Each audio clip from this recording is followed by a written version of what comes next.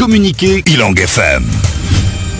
Communiqué de la préfecture, l'État s'engage 02 69 61 98 90. Le numéro unique pour la sauvegarde de l'emploi et de l'activité à Mayotte.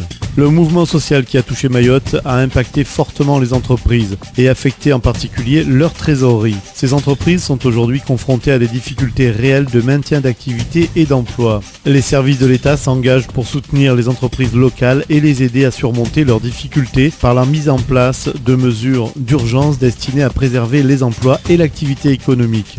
Ces mesures, définies après concertation avec les principaux acteurs économiques, syndicats patronaux, chambres consulaires, etc., ont immédiatement été mises en application. Ainsi, le travail effectué avec les chambres consulaires permet d'ores et déjà de relayer les mesures d'étalement consenties pour les charges sociales et les dettes fiscales par les organismes et les services de l'État concernés, CSSM, CACM, Direction des services fiscaux, Trésorerie générale et Direction des douanes, ainsi que les possibilités de recours auprès de la DIECT au chômage partiel. Les banques ont été sensibilisées à la nécessité d'examiner avec une particulière attention les demandes des entreprises en difficulté. L'AFD mobilise les dispositifs qu'elle gère, garantie d'emprunt, avance de règlement. L'ADI, ADIE, acteur important du dispositif de financement des projets d'entreprise, va se voir attribuer par l'État une dotation complémentaire afin de pouvoir accentuer son action d'aide au développement et à l'accompagnement des créateurs et chefs d'entreprise.